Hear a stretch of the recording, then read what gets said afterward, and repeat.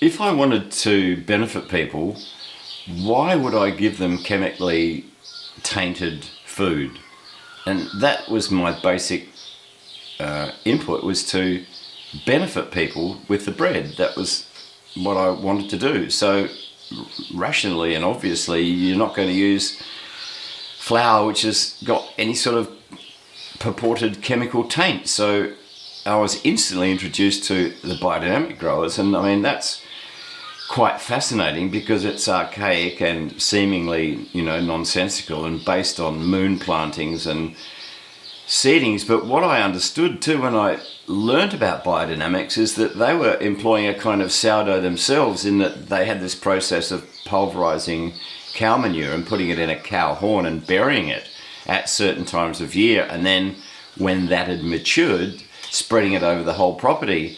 And I realized that they were seeding the property, and that's what they were doing with prebiotics to enable the biosphere to recreate itself in an area which had probably been denuded. So it was another rational and fairly obvious process. But then when you got the flour, granted, you can make leavens quite easily out of lots of things, but nothing is as bioactive as a biodynamic flour in initiating and maintaining a leaven. I've noticed it numerous times, and same with good organic flour. But within that too, I had a lot of input because the biodynamic growers weren't growing bread wheat, so just growing wheat, and there wasn't a great awareness of that in Australia, that bread wheat is better than wheat.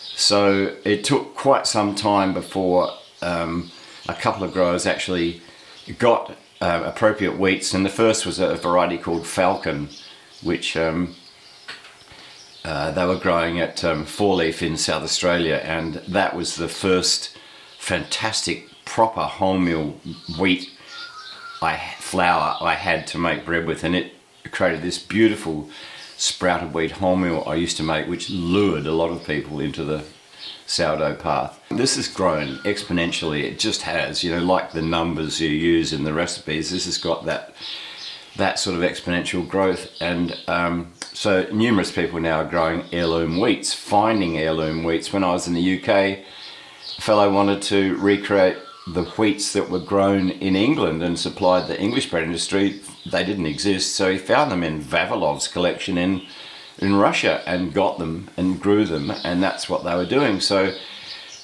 because a lot of wheat had been altered by the Green Revolution, from being as tall as a man, it was up to your knees for ease of harvesting, and the root structure was shortened so it didn't absorb so many nutrients, which has been proven now with scientific studies.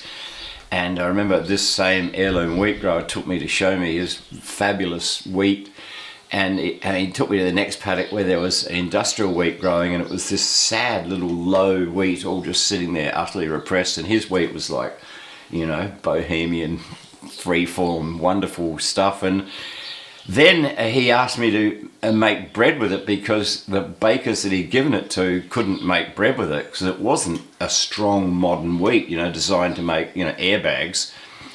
And I knew how to use those wheats. I'd worked it out. So on the first go, I made some just magnificent bread with it, which is chocolate-coloured wholemeal. And he was elated, and it tasted beautiful. So that was kind of, again, this is beyond magical thinking in that it proves itself all the time.